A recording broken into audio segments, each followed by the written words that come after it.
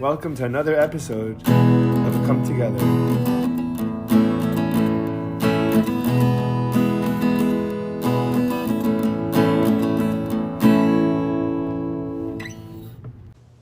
We are live. This is another solo episode. I am going to do my best to keep this A quality. We'll see how it goes. So I'm just adjusting my screen.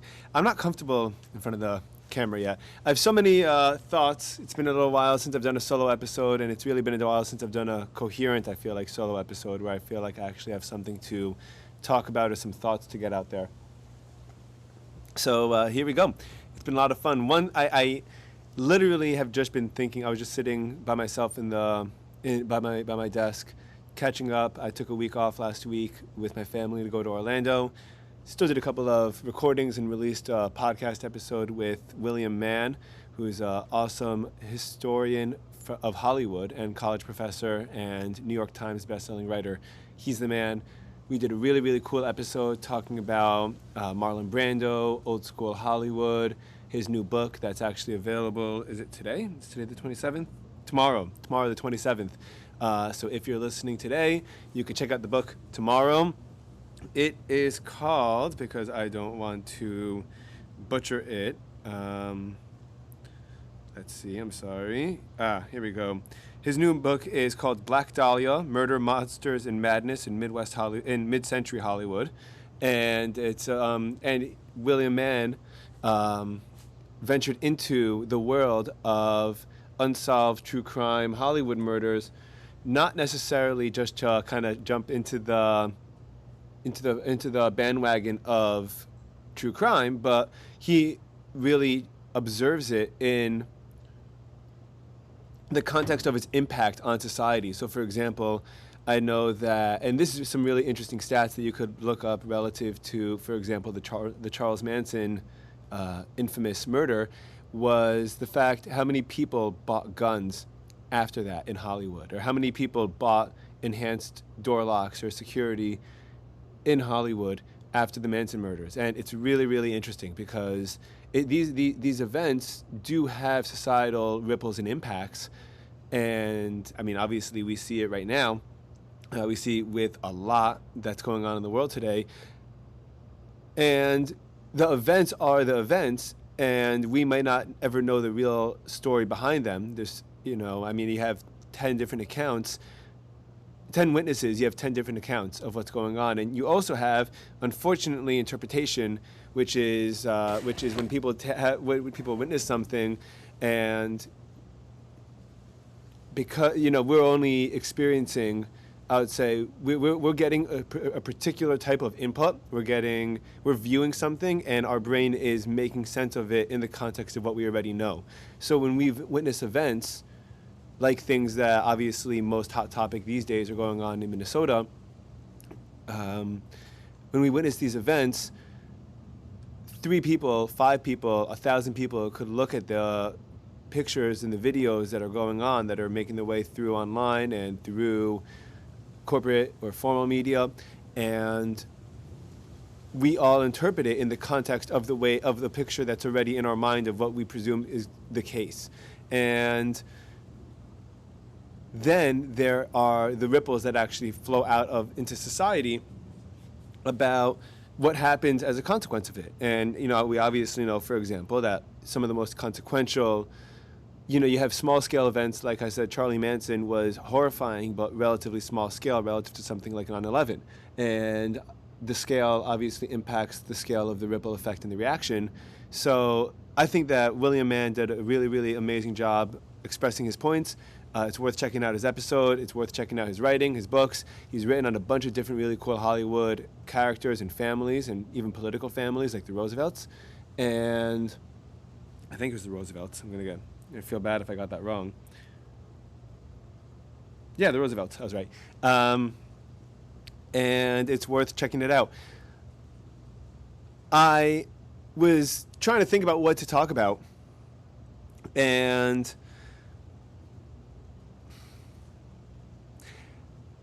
I didn't want to dwell too much on the Minnesota situation. I feel like I have to talk about it because A, it's relevant, and B, it does have real life, again, implications and consequences, and it's really, really interesting just to sit on the side and observe the voices and the reactions that's going on. And I'm not, what's funny is, I'm not really tuned into what the most prominent voices are saying because I don't really listen to the most prominent voices. They're not, I'm not in that, they're not in my algorithm. I'm not exposed to their information on my feed. But this is kind of funny. I mean, nothing about the conflict in particular is funny, but what's funny is how just a couple of years ago, the right was complaining about freedom of speech and right to bear arms, and now the left has been making that very, very same argument, and the right is, or at least not all the right, but at least the government representation of the right has been pretty dramatically pushing back, almost in the same sense that you're really seeing the pendulum swinging. It's so funny because people would say a couple of years ago, yeah, well, in the 60s, I really had more in common with the liberal, if someone was Republican rather, if someone was to the right, and they say, yeah, in the 60s or 70s, I really probably would have had much more in common with the modern Democrats, with Democrats then than modern Democrats. And, it's really, really, it just shows how extreme everyone's become because we're pro free speech and we do want limited war. We don't want a lot of war, and we do want to control enormous organizations, whether it's corporations or government. And you're like, wow, that sounds really similar. But but then you have literally just in a span of a year and a half, you have people complaining about the fact that the first thing Biden did when he got into office was go to the social media companies and start to silence people that would, for example, push back on on the COVID vaccine, or on January 6th, or really on any kind of political issue that became a matter of politics and policy. And it takes a year. That's all it took. It took a year and a half for everyone that was just screaming on the right to that we need free speech and the right to bear arms. And then you have Kash Patel walking around now. I saw a video of him saying, well, you can't walk around with a gun and come to a protest. Imagine 3 years ago. Imagine 2020. Imagine if someone that was on the right went to a Black Lives Matter riot, or not riot, I apologize. Let's say protest. Let's say it is now a protest. It is peaceful. I've actually seen a bunch. I've actually, when I was living in Seattle in 2020, and listen, it was fascinating to experience all the protests and Chaz and, all the, I didn't really see, I never personally saw any violence. I never experienced any violence. I never heard anyone escalating anything beyond social justice chants, which everyone's entitled to do. But just imagine for a minute that you have a story of a Black Lives Matter protest, and there's someone in the crowd that is protesting, anti-protesting, and he's standing on the other side, and he has a weapon in his pocket. He doesn't take it out. He doesn't use it. He just has a weapon, and he is legally allowed. He has a carrying permit or whatever it is, and for whatever reason, someone, he gets detained or shot or hurt or killed because he had a weapon. The right would flip out. We have, we need rights. It's a Second Amendment. We have to overthrow. We have to be able to overthrow a government that's going to become a dictatorship or communist or fascist or fill in the hot topic word that anyone is throwing out.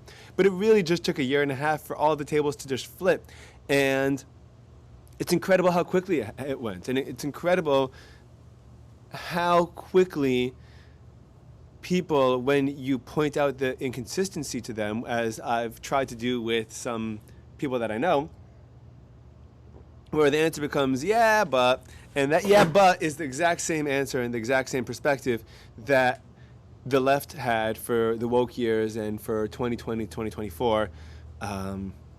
And it's not great. It's not a great look. And it's not a great look because I think that people today are more done with partisan politics than ever. And I think that people today are really seeing that are seeing everyone's inconsistencies. I saw actually today on X, and I had a whole response written out that I didn't write yet because I think I might just send it personally to try to reach out personally. I saw that Ro Khanna, who's a California governor that's been working with, I think he's a governor, working with Thomas Massey, and I heard him on Sean Ryan's show, and I heard him on Theo Vaughn, and I have to say, I was overall extremely, extremely impressed with a couple of things about him. Obviously, he's very eloquent. Obviously, he's a politician. He's supposed to be eloquent. One thing that he did say, and it's so upsetting because it's hard to believe, especially after all the excitement that I had a year and a half ago with the huge MAGA wave with Trump and Elon and RFK and Tulsi and and all the people that everyone is really excited about. People haven't heard from them in a long time. Elon's fallout with Elon's fallout with Trump, which looks like it's kind of being rectified a little bit. RFK, I heard the best call. I think it was Tim Dillon. It was so funny. He's the least controversial member of the cabinet at this point, which, go figure. Everyone was pushing back the hardest against him, and he just kind of quietly minding his own business and occasionally confessing to extremely bizarre things on social media. And yeah, and Tulsi, no one really heard from her, and the truth was that she was supposed to be the representation of the anti-imperial America, the empire perspective, and it looks like she kind of got shunned aside a little bit. But so I think that a lot of people, myself included, were really, really hopeful, and now we're not. And so Ro Khanna said something really interesting, which kind of piqued my interest, even though I'm skeptical just because, I know that this is potentially a fallacy, but I think that it's also, I think that enough history has proven that it could be an issue, is the guy's from California, which is the governor of California, which makes me think that and I know that he has a much more grounded story, that he failed, I think 2 or 3 times to get elected, and I think on his 3rd or 4th try he was successful. But I don't know. It seems just a little too. He's really smart. He's saying really, really smart things. He's talking about, for example, Epstein, which is a uni-party issue, and he's talking about ICE and immigration, which people on the right and the left are really not very happy about. And again, the question isn't whether or not there should be immigration enforced. The question isn't whether or not ICE should be active. The question just is to what degree the behavior is, to what degree is the behavior justified, acceptable, and it's really, really hard. And I've heard both cases that, for example, cops have to wear identification badges, and ICE agents don't. So,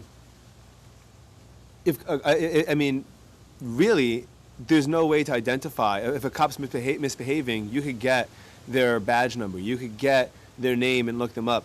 If an ICE agent who is wearing a mask and has no recognizable signs for you to be able to report any kind of abusive behavior, if the ICE agent doesn't have any of that, it becomes a lot more difficult to kind of control and hold them accountable for potentially bad behavior, or even behavior that is justified, but that you might want to take some look into the context of the person and the story and the character and the history. And it's really, really really hard to do. So anyway, so Ro Khanna was talking about how the elite just seem to be getting away with everything, and that's the problem with this administration. And I wanted to comment, and I'm gonna reach out, and obviously, overwhelming odds are that it's not going to get anywhere. I'll attach a couple of the episodes that feature the relatively prominent and recognizable names of people that I've spoken with to try to add some credentials to who I am. But I wanted to reach out and say, hey, if this is really a uni-party issue, like Epstein is, where almost everyone on the Senate floor and everyone in Congress was going to be able to was happy to pass along this bill to force the files and the information out, I think that the elite behavior is a uni-party issue, and by you phrasing it, unfortunately, as the problem with this administration is that we take advantage from an executive level, well, guess what, pal? unfortunately, you kind of lost playing that card if you didn't fight back against a lot of what went on in 2020 to 2024, or again, 2016, 2020. I think we just came, since 9/11. I mean, since 9/11, we've really become very, very authoritarian, more authoritarian, a lot more government control over the people, a lot less freedom. And that actually is going to lead me to my next point, which I was so excited. This actually got me excited to record, and I'm 15 minutes in. I didn't get started yet. I'm sorry. But one of the points that I really was thinking about was, okay. So there's an awesome scientist named Eric Weinstein. And one of the things, and I've talked about him before, I'm a huge fan of his. Every time I hear him, or every time I see that he's done some kind of podcast or conversation, I try and listen and participate to the best that I can. He's really, really smart, and I can't keep up with everything he says all the time. But one thing that he did say that was really interesting to me was that human beings also essentially kind of work like LLMs, like large language models. And I'm shifting gears right now from politics more to technology and more to the way that we get our information and more to the ever-present issue of the algorithm. And I put these kind of thoughts together as I was trying to think about what to talk about. Human beings work very, very much like LLMs. And I'll explain, for example, in a way that hopefully makes sense. Our brains are lazy. Our brains want to be efficient and effective. And our brains also want to use the least amount of effort or energy in order to be able to accomplish a mission or a task. We've evolved to try to be efficient. Sometimes we cut too many shortcuts. So for example, and this is a very, very common experience that I have with my life. I work with my father, and we're very close. We speak on the phone 10, 15, 20 times a day for a couple minutes at a time, just dealing with whatever work issue we're dealing with, or talking about life or sales or the business or family or whatever. And a lot of times if we have a disagreement, which we often do, and I've been trying to work on this, and sometimes I can't help it, and sometimes I'm better about it. But if we have an issue or a disagreement, and I think I know what he's going to say, he's going to start by making a point, and I cut him off mid-point. I'm like, yeah, but, and then he goes, you didn't even hear what I finished saying. And my brain, my LLM brain, finished his thought for him in a similar way too. And it's funny because it's just a matter of degrees of how much better it's getting, right? If you remember a couple of years ago when Apple was first rolling out, or iMessage was first rolling out their, I guess, dipping their toe in the water of LLMs, large language models. And one of the ways that LLMs work is by predicting what the best potential choice of the next word or feature is going to be. So for example, if I was sending a text, sounds, the answer, the recommended word choice, the potential word to follow the potential word to follow the word sounds would most likely be good, like sounds good with a thumbs up, or it'd be sounds awful or sounds interesting, right? And so the LLM would give you 3 predictions of words that you're most likely to use with that follow the word sounds. When I cut off my dad and I'm having that argument with him, I am essentially guessing what he's going to say based on my experience of having dealt with him before. I'm not letting him finish his thought out. I'm not letting him express his point. I am predicting what he's going to say and am choosing to respond in real time before I even have all the context. I'm choosing to respond in real time without having all the information. And it's a stupid fucking way to communicate with people. And I do apologize because I do it a lot, and it makes me a really, really bad listener, unfortunately.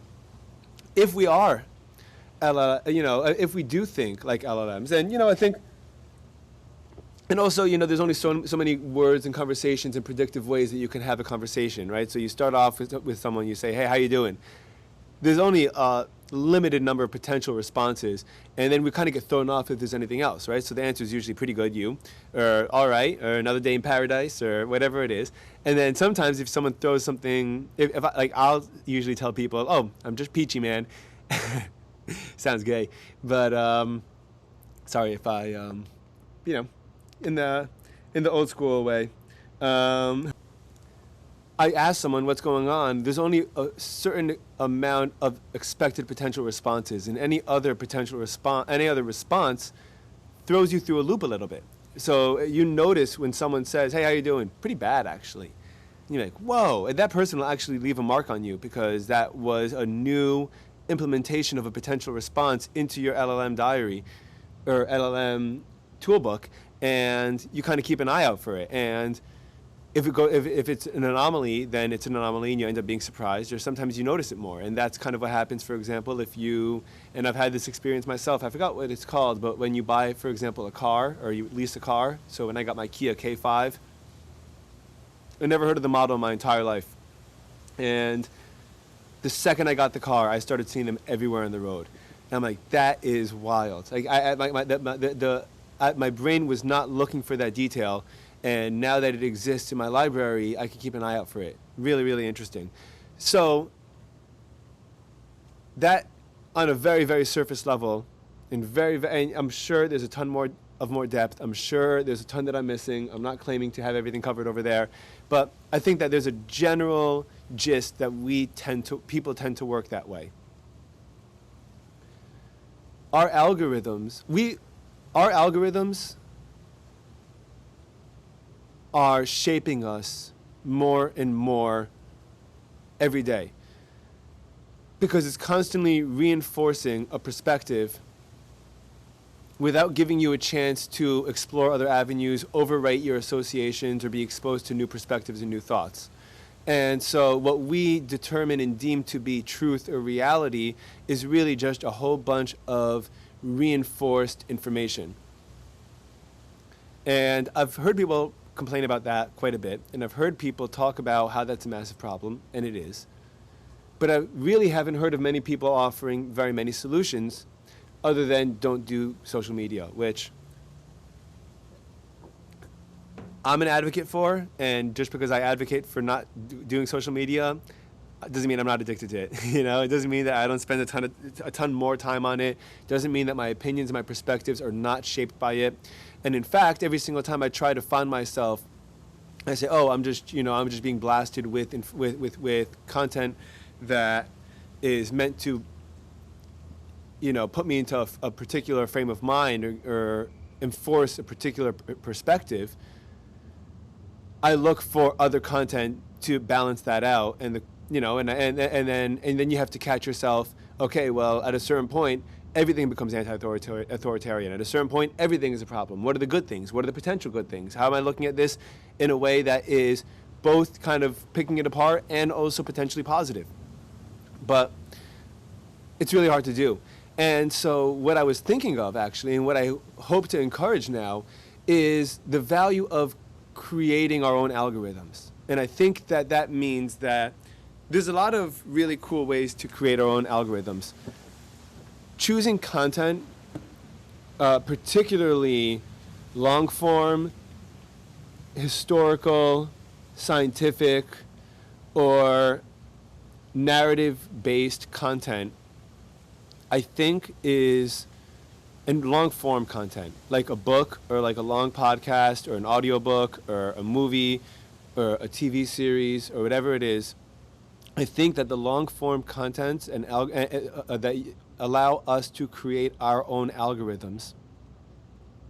And instead of us being shaped by what is being fed to us or presented to us, we can get up, do the equivalent of going to the supermarket and picking out a healthy meal for ourselves. So if you're sitting at home and you get up and you look and you say, "Hey, I'm hungry. Can you get me and you ask your sibling, you ask your parent, you ask your spouse, you ask your friend, "Hey, can you grab me a snack?" You're pretty much subject to what they bring you, If you get up and do it yourself, then you can pick what is actually going to be healthy. You could pick something that might you're in the mood for. It could be something that you're potentially interested in. You want to see how it goes with other flavors. And I think the same thing applies to knowledge and our understanding of the world and the information that we choose to consume. I think that the more that we use social media, the more that information is being imposed onto us, and the more that we choose the information to consume, is the more that we're getting up and choosing what kind of snacks to have, whether they're healthy or not, whether they're good for you, what kind of mood you're in. Again, do you need something that's a little bit salty, sweet, high calorie, low calorie? Doesn't matter. There's a context for everything. There's a time and place for everything. And so what is best for us to do is to decide that for ourselves. I think that we think that because our algorithm will respond to, obviously our algorithm is responsive to what catches our eye, but that doesn't necessarily mean that that's what we want. If I walk into a pizza shop and that sounds incredible, doesn't mean that someone should shove a pizza in my face. It doesn't. It doesn't mean that someone should shove a pizza down my throat. It just means, whoa, that's interesting. I like that. I don't know if I want it right now, but I like it, And I think that,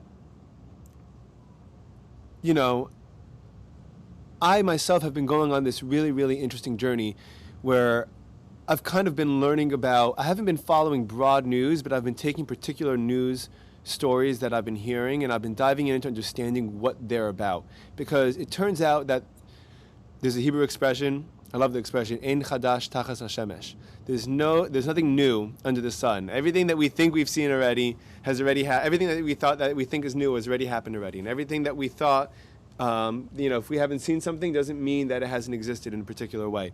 And that's my personal push and plea for learning about history and learning about humanity. But I think that that's important for everything. So, for example, let's say, again, just to stick with an example that we started talking about earlier, with the ice stories. And you can find out, there's so many worlds to learn about what the context of what's going on over here is. What's the relationship between Minnesota and Somalia? What's the relationship between ICE and the citizens? Was the right always embracing ICE? And what was ICE created for? Was it created to catch Venezuelan cartel members that are running around the country? Was it designed to enforce all immigration law? What's the point of that, right? So you do, and then so those two topics, Somalia and Minnesota, ICE and its purpose, are enormous deep dives that require a lot of learning, and you can pick what you want to learn about it without having it fed to you. You can find the books that look interesting to you. You can find the articles that speak to you, or the podcast with the podcast guest or host that will go into an understanding of what the context is, so that while these events are unfolding, regardless of what your opinion is, at least you're not as short-sighted, short-memoried as so many people are, where a year and a half ago we're talking about defending gun rights and the rights to protest and for free speech, and now are shutting down the exact same thing. And the more that people start to, or continue, hopefully, to take their information and the learning into their own hands instead of depending on it being fed to you, like me sitting on the couch waiting for my friend or my kid or my wife or someone to bring me a snack, and getting up and doing it myself, there's enormous, enormous value. And every now and then, yeah, it's good to have someone bring you a cheap snack. If you're feeling lazy, if you feel like you don't want to get up and you don't really care what you're in the mood for, you're just hungry, then go ahead and go check out social media for a little bit.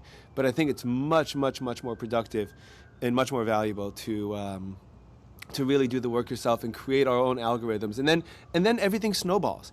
And it's incredible to see how entangled all of society and all of culture and all of economy and all of music and all of film are just so deeply and tightly correlated. And I mean, and so if there's a particular aspect of, let's say, the news that is interesting to you, do a deep dive, because along that deep dive you're going to find other rabbit holes, and you're going to learn more, and you're going to understand more, and you're going to see really how much things are really entangled, and how events that are being that feel like they are isolated really are all just circular, and it's really, really interesting. It's really, really cool, and I really, really encourage people to learn about this and to dive into it. And this is the value of democratized education, and this is the value of democratized information, is that this allows us to fight propaganda but propaganda is always going to be put out there, for better or for worse. Sometimes it's good propaganda, sometimes it's bad propaganda. But in order for us to maintain our own perspective, and this is how we still know that we live in a free country. And even though people will say, yeah, it's not free, there are definitely aspects of society that really, really aren't. But you know what? The fact that there are podcasts with hundreds of thousands or millions of listeners that are saying things that are very, very clearly against the establishment or the elite class or whatever it is, and the fact that they have the right to do it, and the fact that millions of people have access to it, and the fact that people are listening to it, and whether they're doing anything about it or not is another conversation. But the fact that it's out there means that it's inherently free. And we do not want to destroy that. We do not want to trample that. It's a really, really potential scary road to go down. The other topics that just came to mind because I came back from, again, another trip to Orlando, and it was really, really a lot of fun. I have, what we usually do nowadays is we get an Airbnb in Orlando, and I don't know if you've ever been to Orlando, but they have this enormous, it's obviously one of the top hubs for vacations, conferences, tourism in the world, in America, other than potentially Las Vegas, a couple other places, but Orlando's really up there. And what was really cool, so Airbnb had started off a couple of years, even as recently as like 5 or 6 years ago. Airbnb was something that was essentially a kind of form of second income for everyday people that own their houses. And that if you lived in a house that was a little too big, or you had a back house, or you had a garage that you could convert into a private little suite, then you'd rent it out. Sometimes if you had a vacation home, you made an investment, then you'd buy a house and you'd rent it out when you didn't want to go on vacation, and then while you're on vacation, you'd be able to stay there. And Airbnb is awesome. I love Airbnb. And then corporations started realizing that this is a phenomenal business model. And so what Airbnbs in particular started to do or what corporations rather started to do, was to buy and develop huge communities. And this is happening all over Orlando.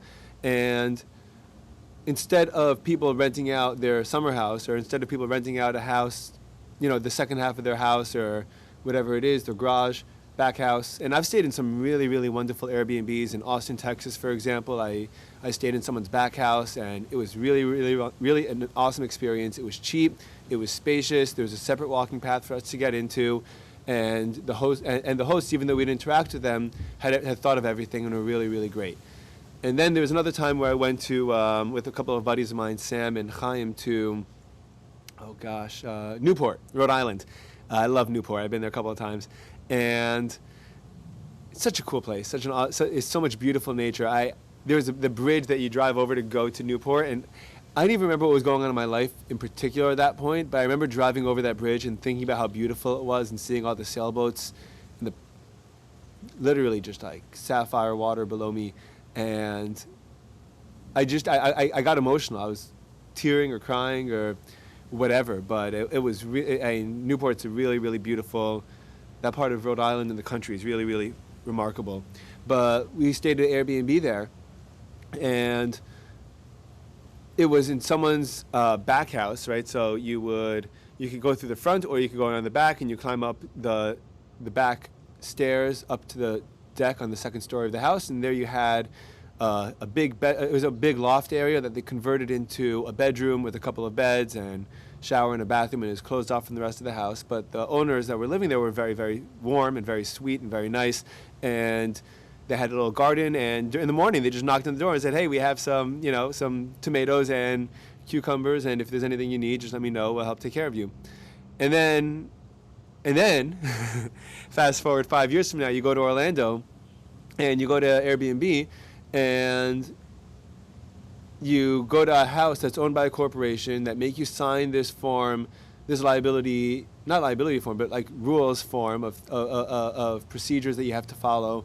And the bathrooms have these little like mini shampoos from the hotels and stuff like that. And they give you the little hotel towels and thin sheets. And I'm not complaining because the houses are remarkable. The only thing I'm complaining about is the fact that this is a common thread that's been going on for, as America's evolved and as the country has become a little bit, or a lot more geared towards corporate takeover, wherein you have an idea and you have a concept or a business that starts off really, really fun, individualized, personalized, and for the everyday person. And once it scales into a business model, then, and I don't even blame the people for trying to make money, then corporations, hedge funds, investment banks, they see it as opportunity for revenue, and they'll take it. And I genuinely do not blame them for it. I just wish that it kept a little bit more of the homey feel and a little bit more authentic and customer based. But it doesn't surprise me, because I think that it feels to me that a lot is corporatized, including people's personalities these days. It's so funny. And I didn't get, LinkedIn used to get a lot of, or I've seen that LinkedIn gets a lot of hate, even though I think it's a really nice platform. But one of the reasons why is because it kind of corporatized all of humanity, and it turned everyone into these very polite robots that write the same way. I was down on my luck. And you know, several paragraphs below it where you have to click see more. And then I didn't. And then I didn't give up. And then my luck changed. Keep hustling. You know, and that's every LinkedIn post, just in another variation one way or the other. I got fired from the job, but I know that tomorrow is going to be a brighter day. And yeah, I mean, that's cool, but it also kind of feels robotic and not real. And film, I've complained and I've talked to people, I've observed and talked to a bunch of guests recently, especially in the entertainment world, about how the film industry, and this is, again, this isn't a blame game. I'm not trying to blame people or say this is all a problem, or I understand where this is coming from. Film studios, streaming studios and services, they have to make money. I get that they have to make money. The question just is, where are you going to trim the fat from in order to produce profits? And if that fat trimming is customer based, then you're going to have a pushback from the customer base. If the trimming, and that's why, actually, so what I think is interesting, and what I've heard from anecdotally from several Amazon employees that I know personally and have spoken to throughout the years, is that Amazon is known to be a very difficult place to work, even though they obviously care tremendously about the customer. And so where they'll say they'll trim their quote unquote fat to make profits, might be on their employee end as opposed to the customer's end. And so for all the customers that are happy that Amazon has no questions asked returns, that might just mean that their employees are getting paid less, because they have to figure out where to make that difference. And by the way, I don't even know if this is the case. I'm literally just speculating, making this up.